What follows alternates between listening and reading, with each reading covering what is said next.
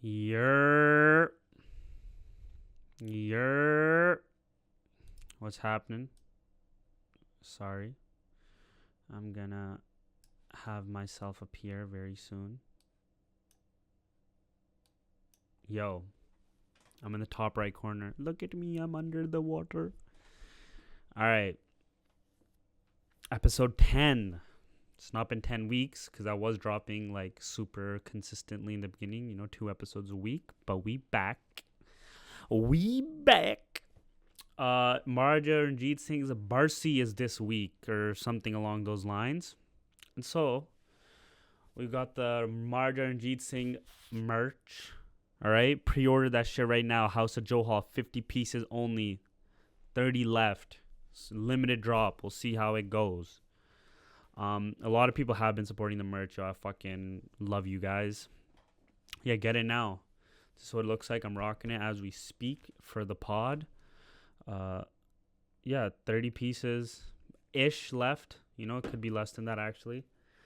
Yeah, so Mahraja and Ranjit Singh, let's talk about this. Let's get super controversial. We've been talking about beauty and aesthetics and fucking bearded women and all types of wild shit. We did weddings last week. The thing with the weddings, I just feel like everyone truly understands how fudu they are, but like you just have to kind of go to them, right? Your boy's getting married, your family member's getting married. Like, what are you gonna do? You're gonna tell them to like reinvent the wheel type shit and do something different? Like, hell no, that ain't happening anytime soon. So it is what it is. So,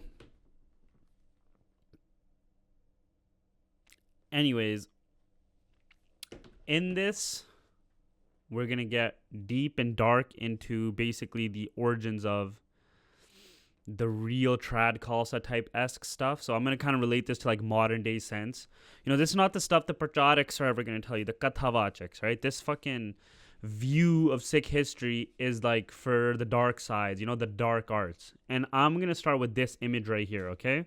Because an image can paint 1,000 words or whatever that fucking code is, And I'm gonna flex my art history major with this one, and we're gonna talk about this picture by something Schoft. I think he was like a Netherlands artist from the Netherlands.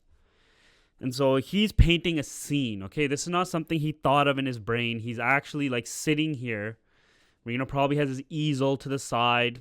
He's got his painting on it, and he's working on it. And this is the scene that he has in front of him, okay? Now, a lot of things about this image are striking. First off, let's start with the buildings, okay? In the background, oh fuck, it doesn't show my mouse. Hold on, how can I do this? Oops. Okay. Oh, there we go. There's my mouse. Okay. So in this background area, as you can see my mouse where the bungas are, there's no Guru Ram Das Langar Hall back there. But you do have the two bungas, okay? So we've got that there. And look, in this area close to the Baba Talarai Gurdwara, there's another bunga. So there were bunge back in this time, a lot more than usual. As you can see, the prakarma is not laden with that complex-esque structure. It's like just falls out into the street. There's trees, there's the pavilion of the city, the streets, whatever. Right here on the side, this like half Renaissance-esque, Khalsa building is Ranjit Singh's pavilion that he built, that the British tore down after. You kind of gotta when with power, you have to kind of deconstruct the previous power to kind of put your mark on it, right? And so, in an architectural way speaking, the fact that the clock tower is still at Harmandir Sahib complex, which the British put there, is a little bit of a sign of like, we couldn't recalibrate our own dharam. We couldn't basically be like, yo, get these fucking gore out here, get their architecture out of here. But instead, like, we hate the Brahmins, we hate the Sulle. But with the gore, we do love them. There is a weird obsession that Punjabis have with gore and stuff, which can be seen with like all types of different like moments throughout history with the gore Sikhs and all this type of shit. Back here, I'm not sure what building this is. Also looks like some sort of these are bungas, right? Like, I'm pretty sure some of these buildings are the Gyaniya bungas, where these Gyani Sampradas would basically like allow students to come and like learn. Okay, so that's in the background. We have all this different architecture, like even like this architecture right here, man. Again, you talk about beauty. There's Corinthian columns, dog. At least Ionic. Like they're in the Greek tradition. They're not like the arches. That's a very Italian-esque thing, you know. And so that's the flex that Ranjit Singh might have had some influence with Italian architectures or whatever, or like people from the European world, which we do know he has. This picture is drawn by a European after all. Even then, the dome structure on top, like it's very interestingly built. It's beautiful. And look, if you look right here on the Prakarma, there's a horse. There's a horse on the Prakarma, bro. Today, they would be like, yo, kill everybody for some shit like that. But there's a horse right here. So that's kind of, what we were at back then. All right. What else do we have? We have the two Nishan Saabs, the Meedi Peedi. You can see the Akal Takht as well to the side. And then, Harmandir Saab. I mean, this guy's perspective is a little bit, fucked. But he's trying his best. The Harmandir Saab is kind of like more narrow than it actually is. It's a lot more square in structure. But you still have a Harmandir Saab. Okay. Now, this scene. This scene tells you a lot about Sikhi from back then, okay? Something that a lot of people do not want to accept. You have here a Granthi, a Gyani Singh, right? White beard, white bug. He's covering his head with a shawl, probably reading Guru Granth Sahib, I would assume. You have the Chandoa situation, the umbrella on this Guru Granth Sahib, and you have a dude doing Chaur Seva. Boom, that's probably going to be Guru Granth Sahib because of the umbrella, right? The more importance, the king of kings, that's the Guru Granth Sahib. To the side, there is no umbrella. So what's going on there? That's probably Dasam Granth. So you can see now right here, boom. Dasam Granth Prakash beside Prakash of Guru Granth Sahib. We don't do that anymore. Where is the Gurdwaras here in the West or even in SGPC controlled India or Punjab where the Dasam Granth is beside the Guru Granth Sahib? This is right here, boom. You see it. You have two Chaur Sevas happening, right? They're not going to do two Guru Granth Sahibs, but one of them only has the umbrella. Both of them have the Chaur Seva, happening. And one of them is clearly Dasam Granth. One of them is clearly Guru Granth Sahib. Okay? You have here these Brahman-looking figures. One of them is doing some sort of bongos. Probably some sort of percussion instrument. They don't exactly look like tablas because of the size. Like, you don't usually put tablas in your lap, but like there's hella percussion instruments in like India and stuff. I don't know which one it is. And then you have this Sulla looking character doing a rabab, or I'm pretty sure that's a rabab. So you have a Muslim character doing a rabab, which will never allow in Harmandir Sahib today for rababis and Sulle to do kirtan and stuff, even though that tradition did exist for a really long time, which is kind of, again, half the stuff I'm showing you would break the brain of modern day Khalsa, right? This picture alone, it does a lot. You have Dalip Singh right here in the foreground playing like a little jawak in front of the Guru Granth Sahib, just, doing his own thing, having fun. You have this shirtless guy over here, yo. No shirts, no shirt, no socks, no service, or no shirt, no shoes, no service. Nah.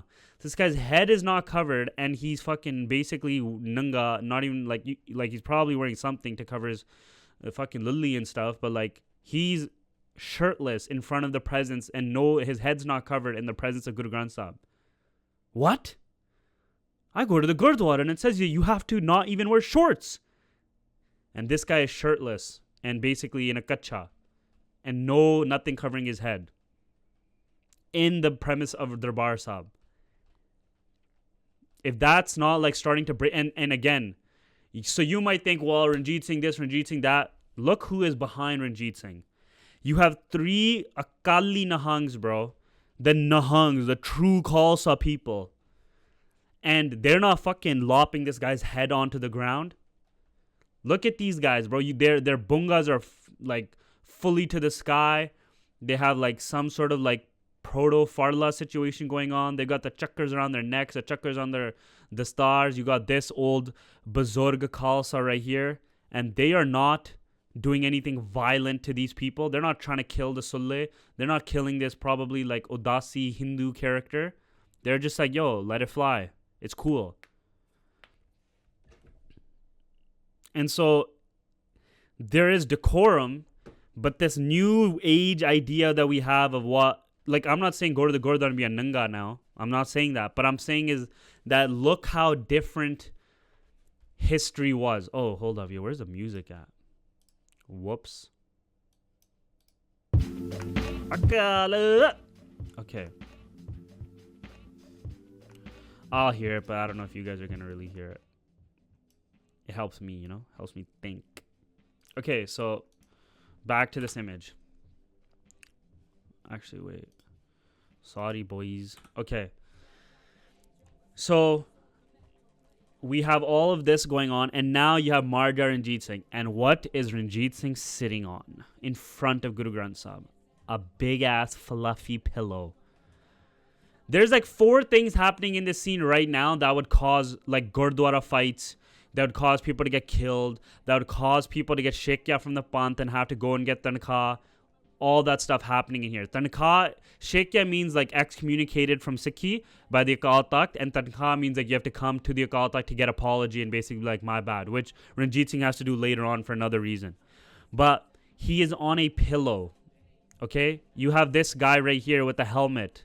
Could be a Singh, could be a Sulla, not sure. There's like a feather from it. And you have Ranjit Singh's attendants beside him. And so it is possibly likely that this Gyanni right here is given like the status over Harmandir Sahib because of Ranjit Singh, which is, there is like evidence in the Khalsa Nama video that like he basically says that Ranjit Singh appointed the guy. And then you have, now look at this, the King of Kings Guru Granth Sahib has the umbrella over him, and the Maharaja of Punjab has an umbrella over him. And again, if the Akali Nihangs are not lopping off people's heads, that means this was kosher. Everyone was down with this. No one had an issue.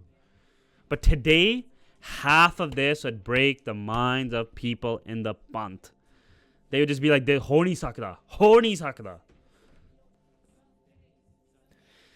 So clearly there is a divergence that happens in the Panth in our history, which obviously is the Singh Sabha movement, for those of you who don't know. But this image just paints so much about Sikh life at that time. You know, Ranjit Singh is given a crazy stature with the fact that he's like, yeah, obviously he's the only one sitting on a pillow and shit, but like no one's like, hey, you can't do that. They did kind of, you know, bow down to power, right? So let's get into Ranjit Singh's life. You know, born in 1780, dies 1839, June 27th, which is 5 days from when I'm recording this. Okay?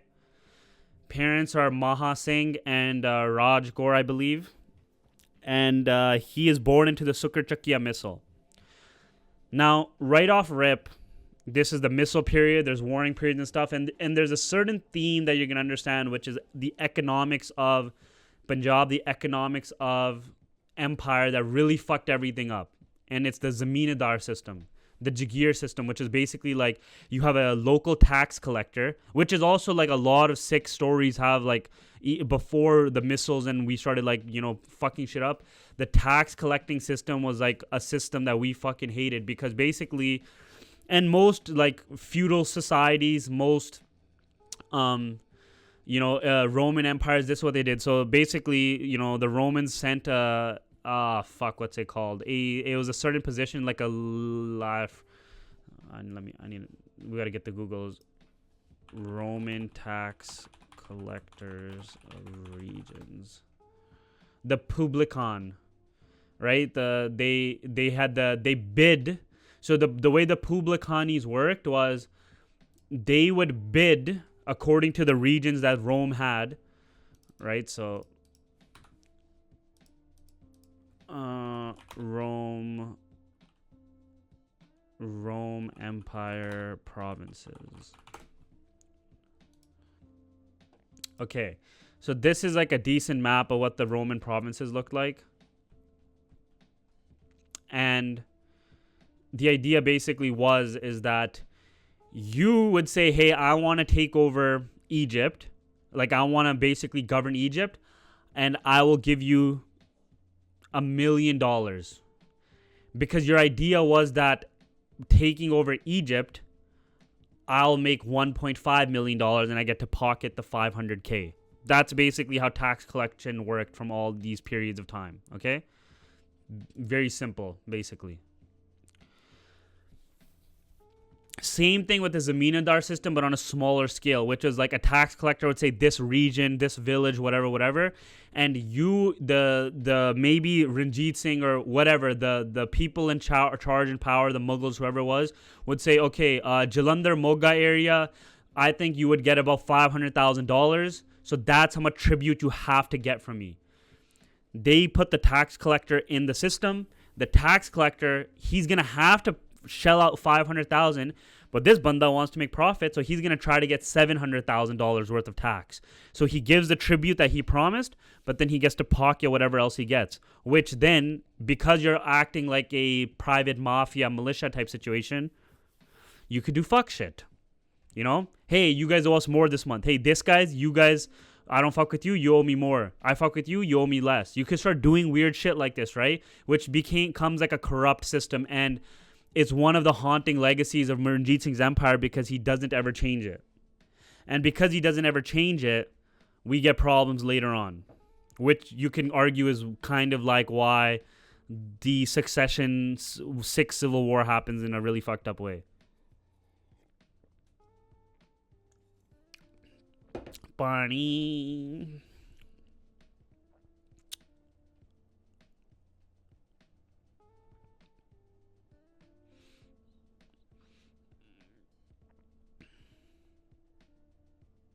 Okay. So then what happens next? Ranjit Singh fights his first battle at the age of fucking 10, bro. Could you imagine your 10-year-old brother in a fucking war lopping the heads off of fucking Turks? No, you could not. And in infancy, he gets smallpox, which is why his eyes always fucked up in all the pictures and shit, you know? And his good side was always the other eye, which is why, like, in this image, clearly the fucked up eye is not seen in visibility. Apparently, Ranjit Singh's birth name was Buddha Singh, okay? Named after the first person, his ancestor, to take Amrit. And bro, like, we've lost this kind of like dope lineage, like things. Like, this is what I mean. Like, you're fucking naming your kids Sean and Harmon or fucking whatever, like Tyson, Jordan, Jackson, and little reference for you guys. You know, you're naming them like a white adjacent names that can, like, you know, Sonny, Sean, things like that like white people can accept. But when you're really about this culture, you fucking name your firstborn son, or you name your kids after, like Ranjit Singh was, after the first ancestor in his lineage to take Amrit, the Buddha Singh. But when he his name was changed to Ranjit Singh, which means victor in battle, because of his victory in the victory over the Chatta chief Peer Muhammad of the Chatta dynasty. Okay? He was uneducated as fuck, but he was educated in, like, martial arts, horse riding, musketry. You know, there was, like, an emphasis on being good at, like, fighting and stuff, right? It's like, yo, weirdly, it's like this part of Sikh history is so similar to, like, the Warring States period in Naruto, when the Uchiha and the what is Hashirama's clan called? Fuck, man. As a Naruto fan, Hashirama clan name. The Senju. This is like when the Senju and the Uchiha were battling it out. Like, yo, as soon as you're ready to fight, you're 10 years old, yo, grab a talwar, put a pistol on your kambarkasa and go. And that's why his first battle he fought when he was 10. His father dies when he was 12, and then when he was 13, okay, that's grade 9ers. He was in grade 9 and 13. Somebody tried to assassinate him. He killed the guy who assassinated him, and then they were like, "Holy fuck, you're the truth." And by that time, when his father died, he led the Sukarchakia missile at age 12. Like, this is fucking, like, if you've seen Shogun, this is like shogunate level shit right here. This is savage, bro. This is what I'm talking about. Like, you think 12-year-olds that the Panth is creating today with the no meat, no this, no that, can fight frontline battles? Hell nah. So, Ranjit Singh's a savage, like, out the gate. Which, you know, you can't, like, we just don't make those guys no more, sadly. And then you can also argue that with the Karku movement, they basically like wiped a generation of phenotypes off of the earth with like the killings they did. Because those, like, I've never seen a bad Karku, bro. I've never seen like a Paya looking Karku in my life, you know? And so, I mean, that's a different issue, like a random one. But yeah, Ranjit Singh, that whole situation, like, it's fucking nuts. So he's had a Sukhar missile, and now, you know, this is where shit starts. The Sikhs, the Khalsa, they were in Punjab, and, you know, you got the Mughals, and then, you know, Guru Gobind Singh Ji establishes the Khalsa. Banda Singh Bahadur comes through and chucks the fatte, and it causes like a disintegration in that area for the Mughal rule, and like shit gets really crazy. Sikhs are like basically forced to go into the jungles after Banda Singh's empire goes down, because the Mughals are not, or kingdom goes down because the Mughals are not having it. And then the Sikhs are starting to get hunted, and then the Sikhs are like, fuck that. They start forming the missiles, and then the missiles start like using guerrilla tactics, and then they get bigger and bigger and bigger. And then obviously what happened with the Ranjit Singh, right? Okay, So he survives assassination attempts. He's surviving all this stuff. Sukhar missile is like one of the three main ones. There's like Kanya, I believe, and Nanakia or some shit. I could be fucking that up. I'm so sorry, guys, with the names, right? So as the Mughal Empire is like fragmenting, the region is being raided by Afghans, and these Khalsa warrior missiles, or like militias of Pins, are basically like fighting them off, you know? We didn't just sit down and let that shit happen to us. And this kind of also proves what the goal of the Khalsa was, because for like the prior to that, the thousands of years before, right? Punjab is basically Hindus, and they were just letting people stomp on them, bro. And that's why the Mughals, the Delhi Sultanate got in, the Mughals got in, and other people were able to invade, because, you know, the Punjabi Hindus or the whatever did not put up the biggest fight, you know? There was still fights being, like, they were still putting up a fight to a degree, for sure. I'm not saying it was a straight getting walked on, but with the Khalsa being made, that stops. It's like, nah, cut that shit, bro. And literally ever since now, any Indo-Pak or anything, Punjabi Sikhs always ball out. They're like, this is our land, this is our tarti. The Guru gave us Badshahi. Khalsa Khud Khuda. We're going to fuck your shit up, buddy. And they just never allow themselves to get stepped on after. And so on his road to empire building, the biggest notch in his like stripes, the one that gave him like the craziest like clout, was the Battle of Amritsar between 1797 and 1798. He defeats the Afghan general Shahanji Khan. I do got my notes, you know. I'm trying a little bit. We're doing producing. This production. He fights this battle. He's victorious, and boom.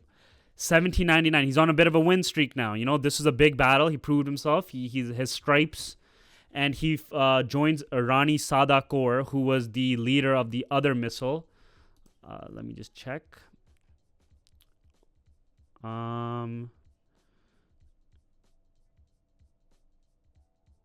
She was the head of a Kanhea missile. If it was written in Punjabi, I could read it much more easy, right? So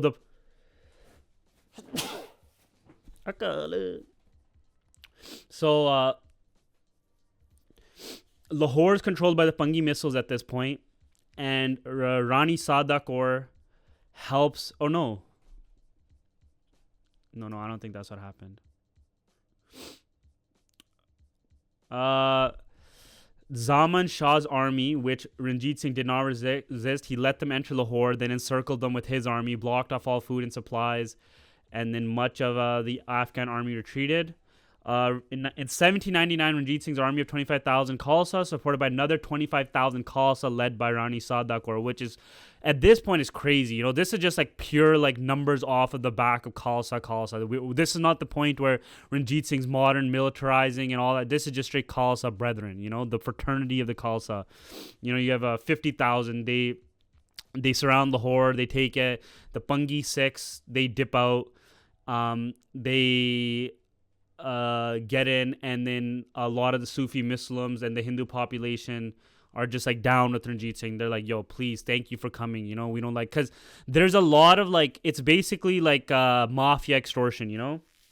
That's what's going on. That's what a lot of these guys are just really fucking upset with, right? So it's like, anybody who can replace this like fucked up extortionist system, please come, dude. Like we're not, like, this shit is just not, this is not a good time.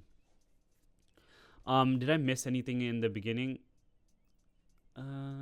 One thing I do want to say is the Fulkian missile, they switched loyalties all the time. So they allied with the British and they supported the Afghan army. So, I mean, there's a lesson to be learned there that, like, yo, you know that if these guys have it in their blood to switch, they will continue to switch, you know?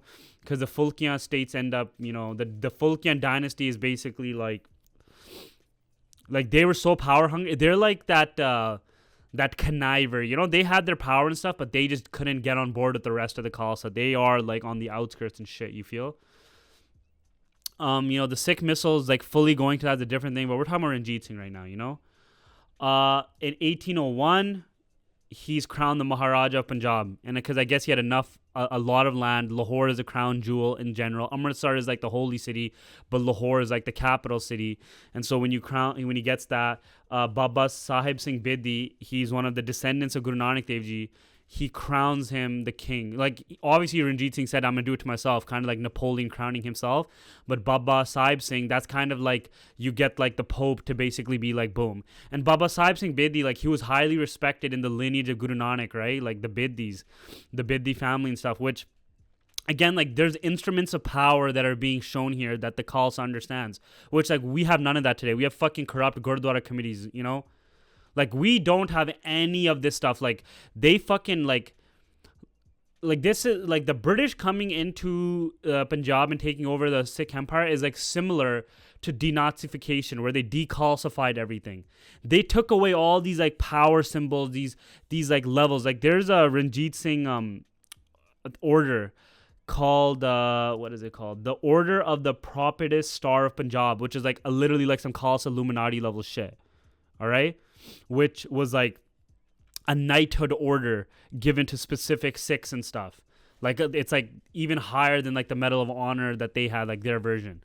Like, the Sikhs were running, like, you could argue that we would have had like the only European-esque country.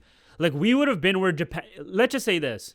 If the British had never come and taken over the empire, and we still had like the forward-thinking attitudes and like more nerds instead of the cowboy that Ranjit Singh was, like, kind of, you know, taking care of the empire after Ranjit Singh's death, modern-day Punjab, whatever, like Khalistan, Sikhistan, whatever, would have looked a lot more similar to Japan.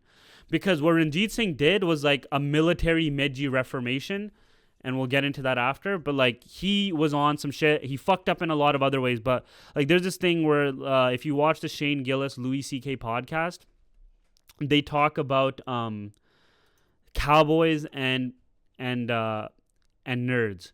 And so, like, the presidency is basically switching between cowboys and nerds. Like, Andrew Jackson is a cowboy, Hamilton is like a nerd.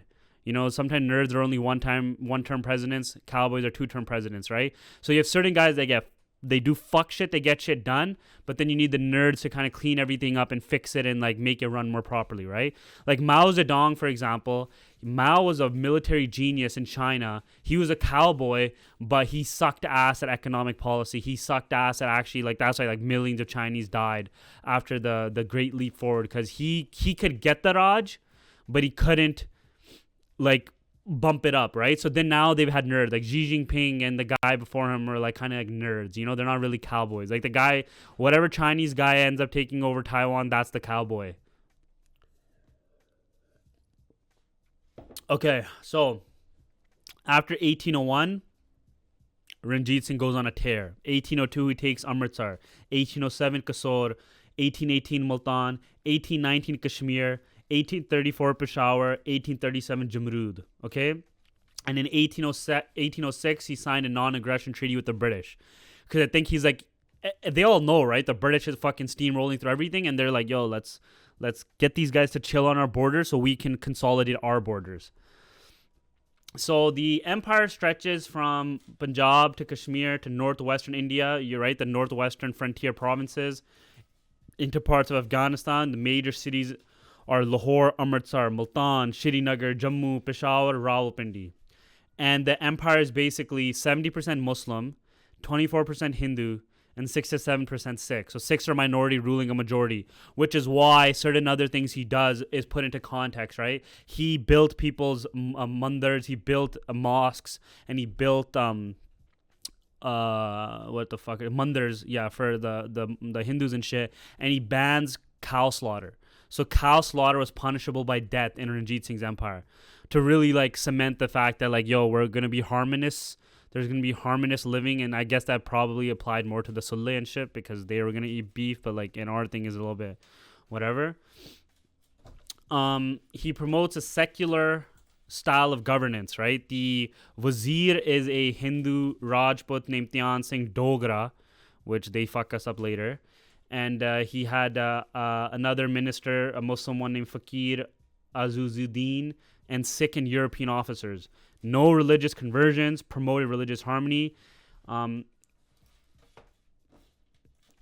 do you call it? Let's see.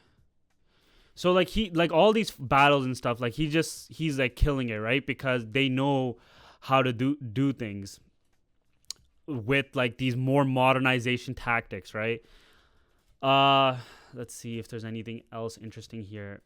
On November, two of the most powerful armies on the Indian continent assembled in a grand... Okay, this is interesting.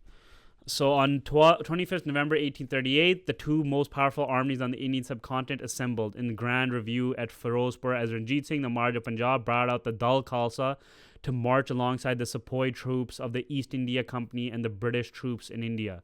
In 1838, he agreed to a treaty with the British Viceroy Lord Auckland to restore Shah Shoja to the Afghan throne in Kabul. In pursuance of this agreement, the British Army of the Indus entered Afghanistan from the south, while Ranjit Singh's troops went through the Khyber Pass and took part in the victory parade in Kabul. So basically, there was a British... And this is the thing, right? You might think, what? The British are going to betray us later. But see, the Panth, we align with the people who align with us when it's convenient, right? We're not going to just be like ride or die, fuck you guys and what, right? There's a story that Guru Nanak Dev Ji blesses the rule of Babur, right? That's what they say in the Janam Sakhis, like whatever, it's what it said. But like there's certain emperors that we have good relations with and some that we have bad ones, right? There's always like the world is turning. You can't just be black or white, brother. That's why the Khalsa is gray. This picture, it's gray. There's a grayness here. It's not just, yo, everyone's following this crazy hectic Maryada, etc., etc. It's like, there's a little bit of grayness to this, right? You got the Nanga guy. You got the Dasam Granth beside the Guru Granth Sahib. Ranjit Singh's on a pillow. No one has any issues with this stuff. Because it's and this is like, you know, when people like lose their shit over like, you know, people are sitting on... And I'm not saying anything, but it's kind of just like... And I don't want to get too like controversial at that point, but essentially it's like, if your intention is fully the way you live is showing proof or living proof that the way of life is Khalsa, and you show your respect to the Guru Granth Sahib, you don't need to do all these other like, oh, if you do this, you're disrespecting Guru Granth Sahib and stuff. It's like, you know, man. Okay, so this is the governance part. So again, he allows different people to run, and that's, you know, that you do need that, right? Like, there's some nerds who might not be Sikhs that can run shit better than you, or parts of things better than you, and you know, you want to allow them in, right? He had Europeans as well, the Frenchman Jean-Francois Allard, and the Italian Jewish... Whoa, what? He was Jewish, eh? Jewish conspiracy. John Baptiste Ventura. And so Singh maintained a policy of refraining from recruiting Britons into his service, aware of British designs on the Indian subcontinent. Despite that, he sent gifts to George the 5th or 6th, and in 1831 he was sent a mission to Simla for a meeting called the Roper meeting. Religious policies, like I said, very harmonious. He built the Sikh Gurdwaras. Most famously, he like revamped the Harmandir Sahib complex, right, with his patronage, which is like, this is a renaissance that we need to bring back into the Panth, right? The gold on the Harmandir Sahib, the building of the pavilion on the complex, like all this kind of stuff. Like, he was about it. He built Patna Sahib, he built Hazur Sahib, and there's a superstition that whoever builds Hazur Sahib, everyone's gonna in their line is gonna perish. It's just a cope. There's way more reasons why Ranjit Singh's line and everything, the succession was fucked. It's not at all that it was completely avoidable if other issues were fixed in the first place, right? Let's see. He built several gurdwaras, Hindu temples, and even mosques. But there is a lot of stories where they converted. For example, Ranjit Singh's army desecrated Lahore's Badshah Mosque and converted it into an ammunition store and horse stables. Lahore's Moti Masjid, the Pearl Mosque, was converted into Moti Mandir, Pearl Temple, by the Sikh army. That could have been a situation where it's like, the Hindus are like, this was originally our ship, bro, and they're fucking with us. Can you give it back to us? And they was probably like, down. And the Sonheri Mosque was converted into Sikh Gurdwara, but upon the request of Sufi Fakir Sattar Shah Bukhari, Ranjit Singh restored the latter to a mosque. And then this one is wild. Lahore's Begum Shahi Mosque was also used as a gunpowder factory, earning it the nickname Gunpowder Mosque or Burudkhana Wali Masjid. Sikh sovereignty was accepted by Afghans and Punjabi Muslims who fought under his banner. Artillery commanders such as Mian Gausa were also Muslims. There was no forced conversion this time. His wives, Bibi Moran and one other name, retained their faith, and so did his Hindu wives. He also employed and surrounded himself with astrologers and soothsayers in his court. Ranjit Singh had also established the Gurmata and provided significant patronage to the Dasi Nirmala sect. What is the Gurmata?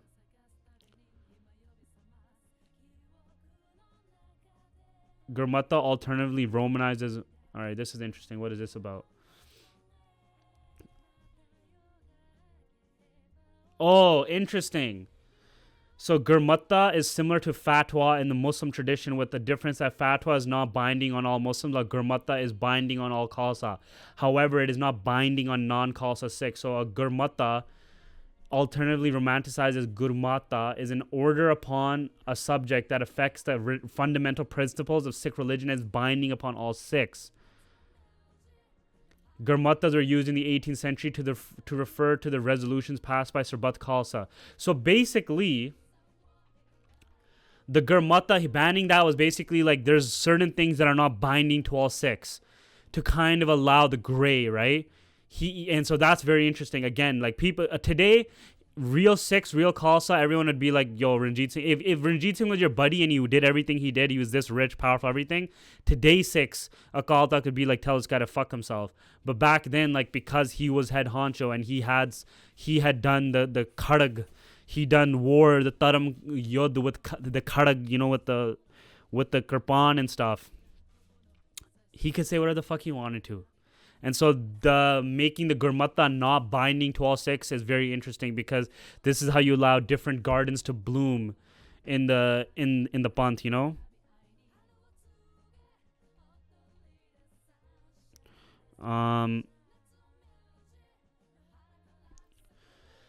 So again, very controversial in today's opinion, because Gurmatas, like certain Jathebandis and stuff, have Gurmatas binding like things that everyone has to do, and it doesn't seem like anyone had anything to say. So now here is the Under Army Ranjit Singh, not limited to the Sikh community. The soldiers and troop officers included Sikhs, Hindus, Muslims, and Europeans. So this is the Meji restoration of the Panth, or the army, you can say.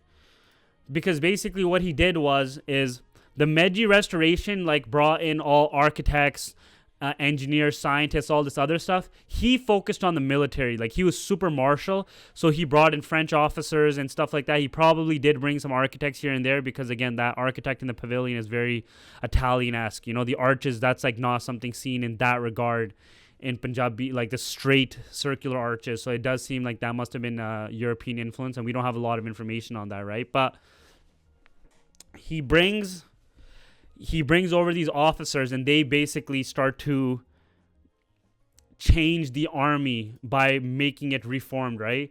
So hold up, there was names for the Khalsa. There's the Sarkare Khalsa, then apparently there's the Dal Khalsa as well.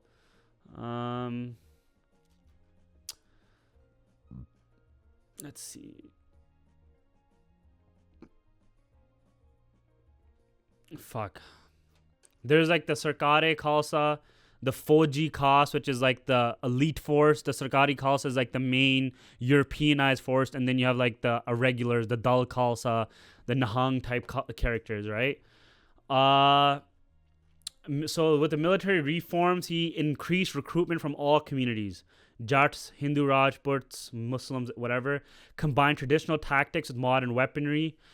Created standing salaried troops and invested in arms factories and self-sufficiency in weaponry. The thing is that he really understood is he went deep into the logistics part, which was very important. He understood like how to have your troops well supplied and stuff, which is why like you have all these gunpowder making factories, bullet factories, cannon factories all sprouting up under the patronage of the Sikh like state, the empire. They're basically setting up these factories, and local Sikh businessmen could get into this stuff. But it basically made the Sikhs into like a juggernaut of war. We had crazy fucking cannons, we had guns, we had like crazy swords, like the craftsmanship, the artistry, like everything was just like on the rise, He focused mostly just on military infrastructure, which is a problem later. Little investment in irrigation, roads, or trade facilitation. And economic prosperity under his rule largely due to increased security, reduced violence, and reopened trade routes. See, now the thing is, it's like the Pax Romana, right? It's easier to trade, but the problem was he didn't like push it, right? Like the biggest thing was the taxation Zamindar system. That fucked everything up, low key, because it ends up becoming that you want to just take over certain areas if Ranjit Singh's gone to get that tax, levy the tax from those places. So you need to change the system to be much more like top-heavy central, which it kind of was, but again, there's just like too much of that going on. There wasn't enough whatever, and the Jagir system just led to way too much exploitation from the peasant class, and the inconsistent taxation, you're just fucking over whoever you want whenever you want. It just creates a really bad situation. There's a failed reform to do a failed tax collection reform that haunts them later. The internal laws aren't really changed, and there's no crazy trade going on, right? It's not like they're creating these crazy factories and trading cannons to the rest of India or whatever. It was basically like in-house, like everything was in-house for the Khalsa with whatever assets and resources we had. It wasn't again, Ranjit Singh's a cowboy. A nerd would have come in and been like, yo, let's start doing the canals, right? And the British understood that kind of shit, right? Which is why they made their empire going so far. But, once you have this, it's a real fucking problem. Some Muslim and British colonial accounts basically say he's despotic or violent, basically like a womanizer and stuff. Like according to many different sources, Ranjit Singh had anywhere between like 20 to 40 wives. He had like 9 sons. Like he was wildin', right? His main wife was first Datar Kaur or whatever. We'll get into that after. His court was diverse. The posthumous instability and power struggles led to rapid decline. That's like a criticism. And the Jagirdar rivalries led to palace coups, assassinations, and internal collapse. And the 2 Anglo-Sikh wars where we try our best to fight the British and we get fucked. So Ranjit Singh is all around like an interesting guy, right? He's a gray character. He was like, he dies from a stroke. He was so addicted to opium and alcohol near the end of his life. Like he was having a good time. He had a harem. His harem had so many women that even the British were like, what the fuck? Because, the British were like well-to-do, one wife type thing and like secret concubines on the side. But Ranjit Singh had mad consorts, mad concubines. He had many wives. Like he was just having a wild time. I don't really care too much about the wife thing. All that there really is there is that his first wife was Mitab Kaur, but she didn't like him because her father was killed in one of the battles, so she really just chilled with her mom. And she had who were her sons? I think her sons were Sher Singh and somebody else. But then his principal wife, his main wife, was Datar Kaur, which he adored, and she gives birth to Khadak Singh, who is his successor, who is a fucking loser. She became the Maharani after Mitab's death, called Sarkar Rani. So a lot of them were Sarkar Ranis, but then Maharani was like the high queen, you could say. And then there's Ratan Kaur, Daya Kaur.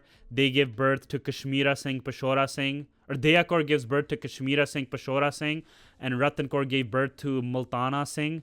And I think he names these kids after the places he conquered. So Multan, Multana, Kashmir, Kashmira, Peshawar, Peshora. Jind Kaur, the last spouse, gave birth to Dalip Singh, all right, Maharani Jind Kaur, obviously, and then other notable wives, Mitab Devi, Rani Har Devi. It seems like only the Sikh women got the status in the court, you know, the Sulliya and whatever, and the Hindus, you didn't really give a fuck about them. There's obviously the story with the Akal Takht situation where, according to, like, it basically revolves around a dancing girl that either he fucks with, wants her to join his concubine or whatever, or become a concubine in his harem. He's fucking with her, and Akali Fulla Singh is like, nah, brother, cut that out. So this is where the line was like, you're doing too much, bro. And so Akali Fulla Singh is ready to whip him for, like, his transgressions as punishment. But then the Akali Fulla Singh, before starting, apparently looks to the side and he says, he asked the Sikhs and stuff, like, should I do it? And they just said, Satrikal. And then that was kind of like, all right, he's good to go. That's fine. At least he shows up for his punishment, like a banda.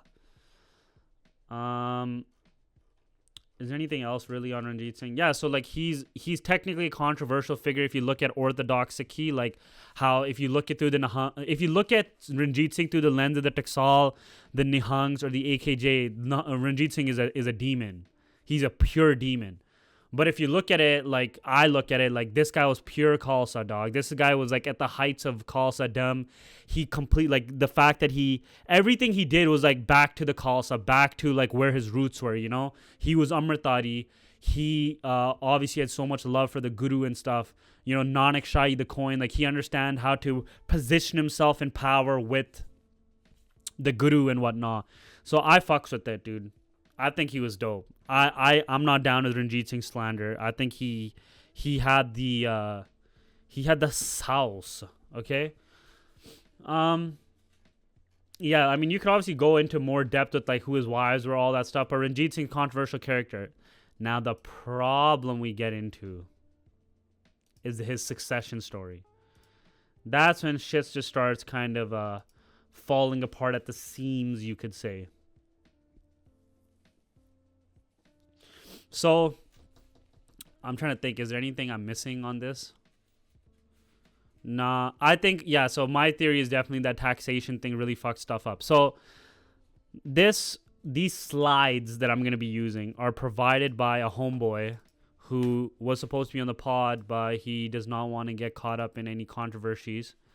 So, it's just moy. Kushwant Singh, How the Sikhs Lost Their Kingdom is a decent read. The New Cambridge History of India, they talk about it, in History of the Sikhs by Kushwant Singh also talks it. Kushwant Singh is a Lola for sure, but like he's like a super nerd, you know? He had some good things to say. So now we're going to talk about the decline of the Lahore Darbar, death of Ranjit Singh, the failure and deaths of the princes, and the anarchy and power struggles. This is basically a Sikh civil war, okay? That's what this is. So if you look at this image, you know, a lot of trippy stuff is happening. This is the Lahore fort. You can see the Sikh Khalsas in the back. Ranjit Singh is right here. He's reaching down, giving money to somebody. Khadak Singh is right beside him. You can see there's like French guy. There's like a lot of fucking like gore right here. There's 1, 2, 3, 4. There's one up here, 5. One beside him, 6. One beside him, 7. So there wasn't just a few. There's few notable ones that we know, but there was many that just never got their story written down. So this is the Lahore fort. That image was taken right here in the central area. Yeah, this, I'll have to be in the top corner, right? So right here in this central area, that's where that picture is taken. There might have been walls and other like parts to this fort that are just like gone now because of, you know, XYZ. It was either up here or back there, one of these areas, okay? So this is another view of the Lahore fort. It's intricate, it's beautiful. Obviously, no one is like has residence in it now. I think this area was where he kept his harem of like mad fucking hoes, is what it is. So this is the picture of the Punjab Empire. So he has all 5 rivers basically under his reign. The Lahore, and so you have right here the Fulkian states, right across the Sutlej, the Patiala, Sirsa, Delhi's down here, and British India. These are the areas they've conquered, and then the Fulkian between them. Under them, the Rajput states. But we got deep, right? Like, you could look that we basically have all of, and I say we, but like we literally have all of the Punjab and the 5 rivers under our reign. That's us. We had that. We lost all of that. Today, we're basically just like this area right here. This like shitty fucking area. All right, so the army is modernized and based on what the French were doing. So think Napoleon, right? You have the Fauji Khas, which is the elite force, and the Fauji Am, which is the regular force, right? They were wearing pants, which is jokes. They had like the corset situation that the French had, banners, military banners. They had war drums. Like, they were doing everything properly. And in 1839, he had 120,000 soldiers under commission. And again, included the Hindus, Muslims, and Europeans. They were Anglophobic and suspicious of all Europeans, which they should be. And the panchayats are a situation that come later, which is like a council made up of 5 people, and they become kingmakers when shit starts to really hit the fan later on, that we'll get into. So these are some of the Ferengis, all right, the European officers. You have Gardner, Alexander Gardner, he's an American. Allard, he was a French. Ventura, he's the Jewish-Italian guy. And Dr. Honigberger, which sounds like some fucking hectic-ass, fucking, like, he sounds like a League of Legends character, like Heimerdinger or some shit. So what's interesting is they all are covering their case and they have Dardia. That's because they were told that if you want to get paid, you want to make money, you're going to have a pug and you're going to have your Dardi, because no one's going to respect you otherwise. Like, the fucking Khalsa is just not going to take your orders, and they're going to think you're a Fudda. So it's actually pretty interesting that, like, these guys are like, all right, we're down to clown. Let's fucking become Bande, you know? He kind of forced them to become, like these guys, that's, like, peak male energy here, you know? Even for the Raksh Gore. So the aristocracy is the Dogras, which include Dhyan Singh Dogra, Suchet Singh Dogra, and Gulab Singh Dogra. Dhyan Singh is the Wazir, or the Prime Minister, during Ranjit Singh's time in the Empire. And the Sandawalias are a faction, I guess you could say, right? With Atar Singh and Ajit Singh. And so the princes and the sons of Ranjit Singh, the main ones are Khadak Singh, who has a son, No Nahal Singh, who's a fucking G. Sher Singh and Tara Singh, I think, from his first wife, Mehtab Kaur. And then Khadak Singh and No Nahal Singh from his second wife, Datar Kaur. And then he had the other kids named after the cities, Kashmira Singh, Peshora Singh, Multana Singh, and then his youngest little baby, Dalip Singh. So this is a picture with him with all his main sons that he like truly fucked with, right? So you have Sher Singh, the most swagged out, Dalip Singh on the far right, Khadak Singh, his successor, and then the 3 ones that like are kind of whatever in the back. Okay, so 1839... Khadak Singh becomes the emperor of the Sikh Empire, and his prime minister, Dhyan Singh Dogra, is running shit, all right? And so he wanted to bring his own guy in named Chet Singh Bajwa, and so he becomes influential, and like he's kind of like starting to get up the ranks, and Bajwa threatens Dhyan Singh Dogra, and Bajwa is murdered by Dhyan Singh Dogra in October. And so the story goes is that No Nahal Singh, Khadak Singh's son, conspires with Dhyan Singh Dogra. They go into the harem, the Haveli, in the Lahore fort where these guys are chilling. You know, Khadak Singh was probably fucked up off drugs, opium. He was especially a huge opium addict.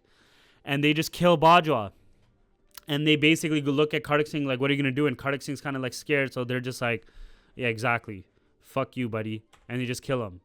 And so at this point, it's kind of obvious that Kartak Singh just ain't shit. You know, he's like a drug-addled character. It's about No Nihal Singh, right?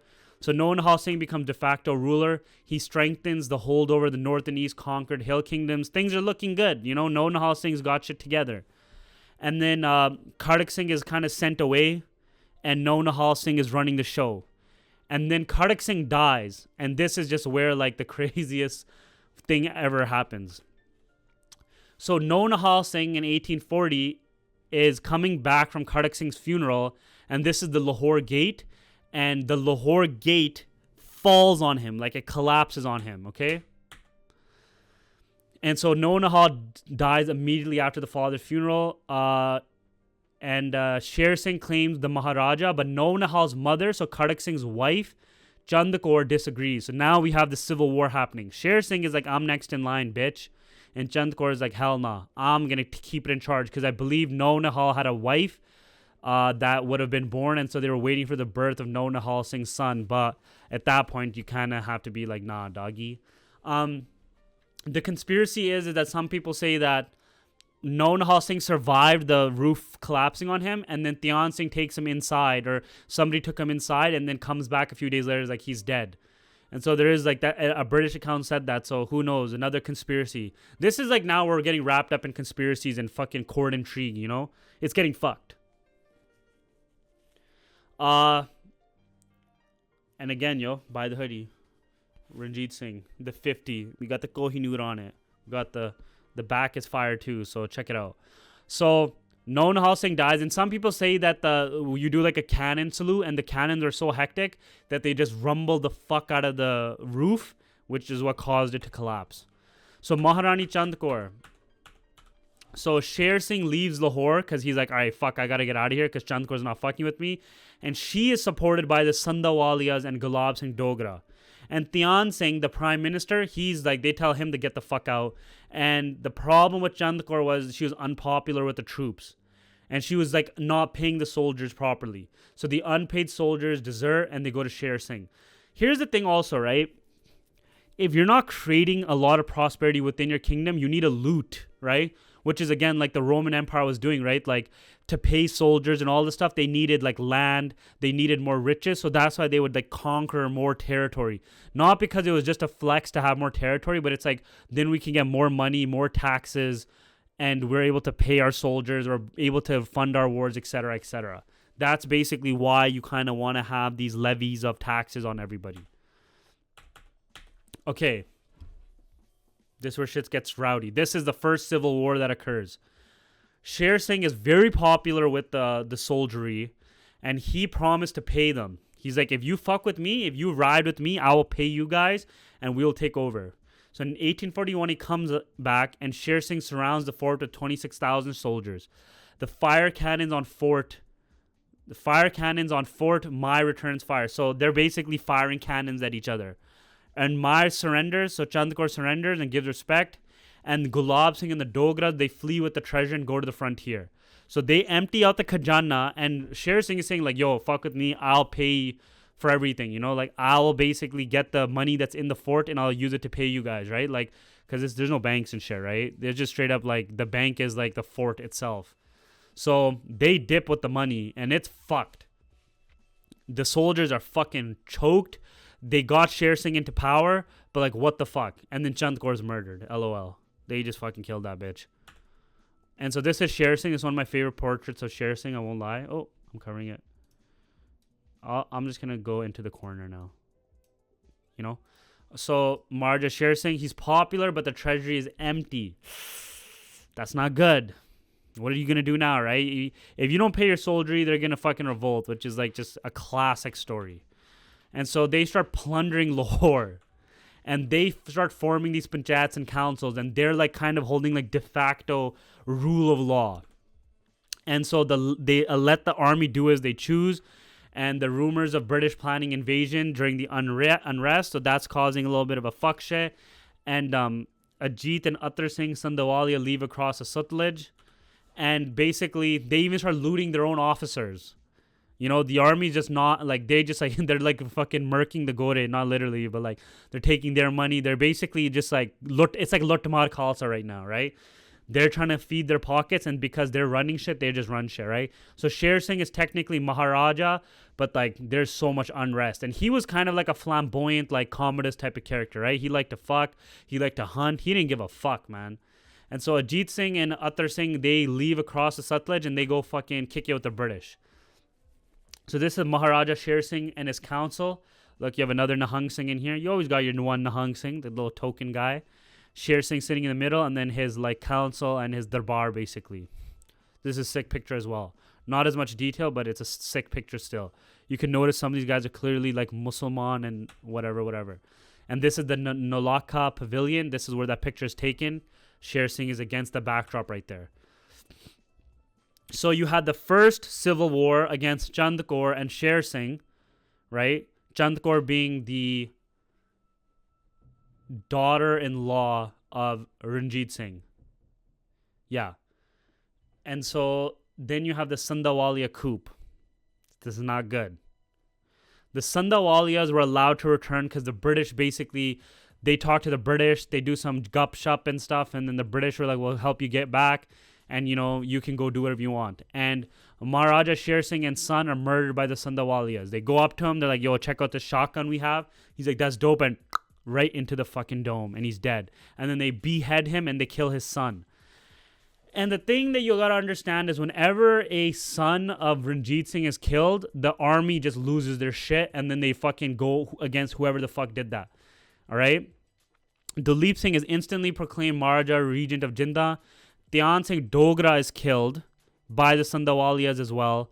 Hira Singh Dogra swears revenge. Army sides with him because, again, if you kill the son of Ranjit Singh, we are gonna fuck you up, bro. So the army sides with Hira Singh Dogra because Dhyan Singh Dogra is, I think, his father, Hira Singh's father. So everyone's just like, all right, who do we gotta fuck up? And it's the Sandawalias. All right, we got it. We got your back. And the Sandawalias didn't like, and I guess like they really didn't think it would be like that. But whenever, again, you kill Ranjit Singh's son, it's over for you. Ajit and Lana are killed right away, and Atar Singh flees across the Sutlej. He dips the fuck out. Hira Singh becomes the prime minister. Dalip Singh is the Maharaja, and Jinda is the Maharani Jinda is the regent. Now this is where shit's about to get fucked. This is Hira Singh Dogra. Classic Dogra, okay? The Lahore starts to see British troop movements building up across the Sutlej. Because they know these guys are going to fucking do crazy shit, you know? He kills his uncle Shuchet Singh Dogra. Again, people are dying left, right, and center. There's no real rule of law. There's no courts, right? Courts are important, right? You need to give... It's kind of like you need to give the courts or like either or even the Khalsa, right? Like somebody needs to be able to referee all this shit because then this is what you get, right? People killing each other, claims, etc., etc. You know, where's the classic clean and tidy political assassinations, right? This is like part of why Ranjit Singh's empire is fucked because you don't have courts of law. You don't have economic prosperity. People want to get certain land so they can do the taxation and stuff and the Zamindar system. Big no-nos. That's why the British figured it out early on. You got to have the courts, right? The Magna Carta. You need to have the people and the aristocracy respecting the courts, even the king. Because then people got to believe that they can be heard, right? And not just everyone fucking killing each other willy-nilly. Even though Khalsa khada. But Atar Singh Sandawalia returns into the Sikh Empire and stays with Baba Bir Singh Nurangabad. Okay? This is Baba Bir Singh Nurangabad, okay? He had fought in some of the missile wars, and one of his... he was basically like the Sant Karnail Singh Ji of his time, okay? Except in reverse. He first fought these crazy hectic wars, and then he was like all about bhakti. And it's something you see across like warrior cultures and stuff. Like you see crazy samurais fucking shit up, and then they later on renounce the war life, and they just meditate. They do a lot of Nam Abhyas and Bani. And Baba Bir Singh is like that. He's like a Santaji, right? And he is basically has this data where it's just langar being vartad. He's feeding the people. He's doing talking about Sikhi. You know, he's spreading the good word of the Khalsa, etc., etc. And so it becomes like a hub for people to kind of show up to.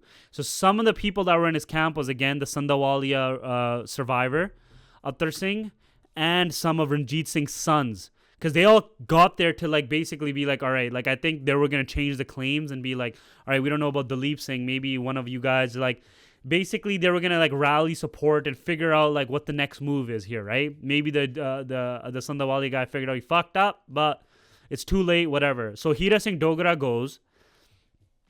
They position all these crazy hectic cannons everywhere, and they just start bombarding Baba Bir Singh Narangabad's dera, which just has like people eating langar and stuff. It's like a little mini massacre, right? And when they realize that they killed Baba Bir Singh and that they killed the sons of Ranjit Singh, Hira Singh instantly loses popularity with the army, okay? The army on their way back to Lahore is being yelled at and called Guru Mari Ki Fauj. Because Baba Bir Singh, like there's a thing where it's like a Gurdev is kind of like your guru, right? In Sikh tradition, right? And so Baba Bir Singh was like revered, right? He's not the guru actually like Guru Granth Sahib, whatever, but a guru as like a teacher, like a really high spiritual teacher, like a sant, right? And so because he was killed, the army that came back, they stopped calling him the Fauji Am. They started calling him Guru Mari Ki Fauj, the killers of the guru, which is just so wild. And on December 21, he tries to flee, but the army kills him. The army really needed to get their shit together, bro. Again, like, this is just fucking hilarious. They're just, like, Luttamar Khalsa to the max, bro. So that's Baba Bir Singh. I just think that's rowdy, right? Guru Mari Ki Fauj. Like, wow, man. Chills, bro. I get chills when I hear some shit like that. Like, that's just fucked, yo. Then we get this goof, Jawar Singh. Jawar Singh is Rani Jinda's brother. He becomes the president of the council, and he gets Peshora Singh killed. So Peshora Singh rebels and is killed on orders of Jawar Singh. And again, yo, you fucking kill one of Ranjit Singh's son, the army has it out for you. And so within a month, on September 21st, in a public procession, Jawar Singh is acting all nuts and shit. And the Khalsa army literally like rips him down from his horse and they kill him. I mean, from his elephant. He's on an elephant.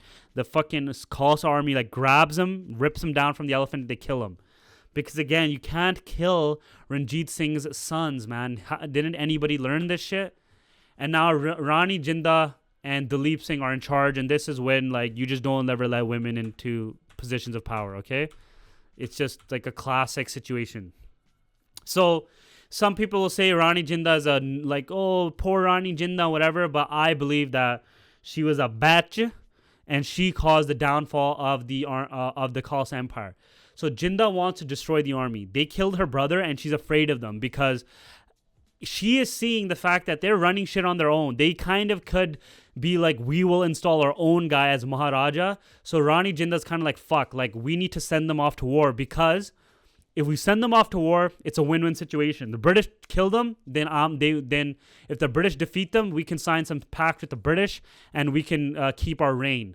If they win, they'll just keep fucking. Once you take over the British, you go to the Patiala states.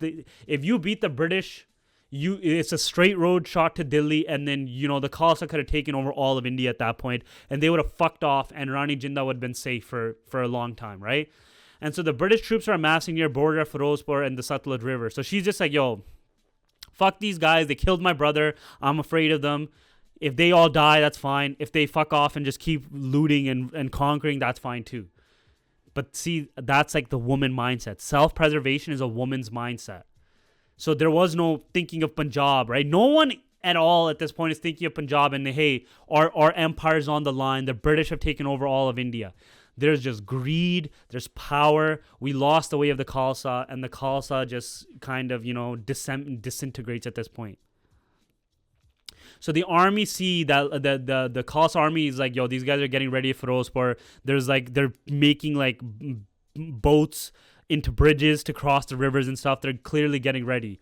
So she appoints Lal Singh as the vizier, the prime minister, and she appoints Tej Singh as the army commander. Two guys that were basically in league with the British. And they were kind of like in talks because Rani Jinda wanted them to, betray them. And so Khushwant Singh writes, an official communique was sent to the British government stating that the Khalsa Panth wanted peace, but if the British continued to march troops to Ludhiana and Firozpur, it would be compelled to safeguard its frontiers. And if the British invaded the Punjabis would fight and expel them. It ended up exhorting the British not to make preparations for war and to avoid creating an atmosphere of hostility. He also writes, it is significant that in this time national emergency, the Punjabis did not go to pray at mosques, temples, or gurdwaras, but at the shrine of one who symbolized their sense of nationhood. It was at the Samadhi of Ranjit Singh that became a place of pilgrimage. At all hours of the day and night, the garden around the Samadhi was crowded with people eager to get the latest news of the advance of the British armies towards their frontiers and hear the decisions of the Panchs on how the country was to be defended. So you got to think, so this is the Samad of Mahraja Ranjit Singh here, which is in Pakistan. You got to think the atmosphere was electric, bro. You have fucking people reading out Sol Sakhi. You have Nahang Singhs like fucking beating the Nagaris. Like, yo, we're going to fuck up these Farangis. Everyone's getting ready with war plans. Every night it's a fucking mela outside. Yo, Singhs and like guns and muskets and talwars on their horses. Like, it's live, bro. The atmosphere is ready. People are ready to fucking go to war and shit, man. They do not, like, the Khalsa's ready to die. They've already accepted it. They want to get rid of these fucking British people that have stepped onto like the Indian subcontinent. And so they're just like getting rowdy. The war drums are beating, bro. And then, is that it? Oh, okay. So I guess that's it. And so we have basically emptied out, and at this point they're getting ready to war, and then obviously they go to war, and that's a different one. That's the Sikh Anglo Wars. I'm not going to get into that this time. You know, depending on how this one does, we can do the Sikh Anglo Wars at a later date, but this one is mostly about Ranjit Singh. So Ranjit Singh is your cowboy, right? He establishes the empire. He expands its borders. He's getting money. He's making the Panth and the empire self-sufficient. And he is basically militarizing the Panth as fast as possible, but leaving the other things, which is, again, like, there's a reason why there's a duality with the Sant Sapai. The Sant is the nerdy part, you know? You want to focus on other things in not just war, right? Because there's times where it's like classic, like, you want to be a warrior in a garden instead of a gardener in a war, right? So we fucked up our garden. And so there is no like sense of everyone wants to save Punjab and all this stuff. It's literally just like every man for themselves. The aristocracy starts to eat itself alive. There's no court systems. There's no true rule of law, and just like certain types of unfortunate. There is like a level where the Khalsa is too trusting, you know? You know, we allow like Dogres to be like into high positions of power. Like, it's just a mess, right? Like, we didn't train people to be certain, like, educate them, right? Like, I feel like you could have, gotten the, like a Singh who's like in the Gyani Samprada to really understand how to be the minister of Punjab, right? Instead of these Dogres who really just cared about themselves and power, right? I also believe that the Akal Takht and the Akali Fulla Singh and the Nahangs needed to be uplifted with higher power, right? They needed to be a place where it's like we have to see what they have to say on these matters and stuff, but we didn't. Ranjit Singh was running everything head honcho style, which is, again, like, you got to understand hereditary kingdoms are always, they just don't work. The British figured out early on that, like, how much do you really want? How many fucking like mansions and fucking consorts and concubines do you want? If we all live like kings, who gives a fuck? Which is why the British East India Trading Company, all the guys that were running it were in the aristocracy. It was like a senate itself, working outside of the body of the actual British kingdom. And they were like, yo, if we're all living like kings anyways, who gives a fuck? Let's team up. It wasn't like this, right? There was too many power struggles. Everybody wanted to be that guy. But it never works out. Like, even with the modern, and no one really respected the gaddi of the Maharaja, right? That's why it just keeps going from guy to guy to guy, right? I mean, if Khadak Singh was a strong guy, it would have been fine, but he was opium and weak. He's drugged out and weak. Now Nahal Singh would have been good, but he dies. So we're just fucked. You know, it is what it is. In my opinion, I think the best way would have been is that Ranjit Singh, this is the trippy part, right? Ranjit Singh becomes a cowboy. He makes empire. He chills. He basically creates a parliament, right? Even for back then, it would have been possible. He creates a parliament, and he then cuts up the he standardizes the taxation. He cuts up the empire into provinces. Every province is basically like, you basically have to do that. You have to delineate power amongst a lot of people so that it's like everyone just has a little bit of power and it amasses into law. And then he becomes the monarch figurehead of the empire. But basically day to day is given to this parliament, and it's all run by Khalsa. And then the Khalsa has this thing of like, yo, if anybody ever takes over empire that's not Khalsa, what are they going to do to Amritsar? You kind of build that fear into them, right? Because then the Farangis take over and there's literally like fighting happening in the Akal Takht during the Anglo-Sikh Wars. So like, fuck, man. So you kind of want to have it that, and I'll get into my whole like Khalsa, the best system for the political system for the Khalsa, because like, even look, man, like the Romans understood this way early on, right? They had a parliament government system, right? They have in the Republic days, they have the Senate, which is the oligarchy. They have the tribune system, which is the democracy. And so they have they brought the plebeians into the system and the patricians. The plebs are the poor fucks, the patricians are the rich fucks. And then from them you have consuls. The consuls are dictators that get 1-year terms.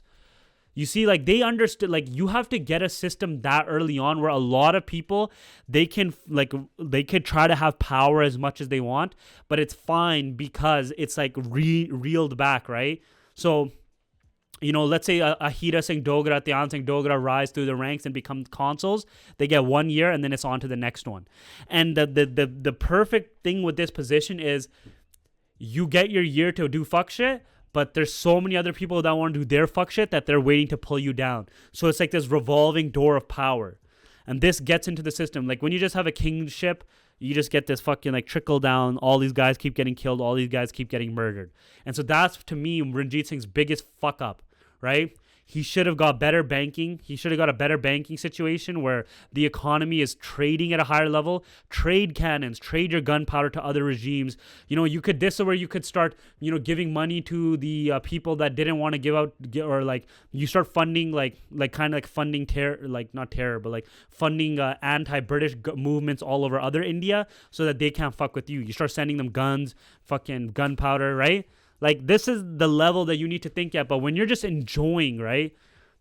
Like, you're having too much fun. That's why it's like, you wanted to be the Maharaja, but you should have been Maharaja and, like, fun.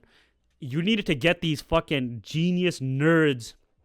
You know, like, imagine if the Jathedar di Akal Takht, the Kalifullah Singh, is, like, one of the commander of the Khalsa, you know, and whatever. Like, there's just so much places where we fucked up.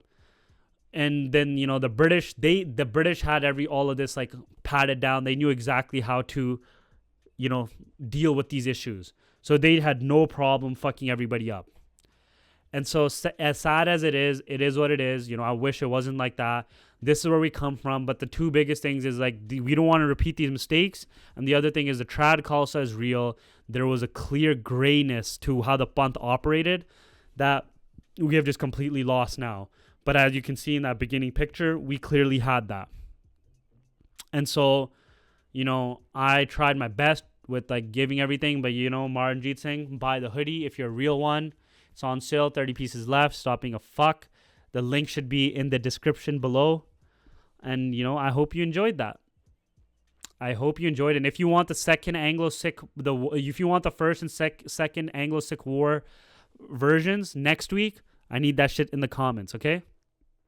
Akala.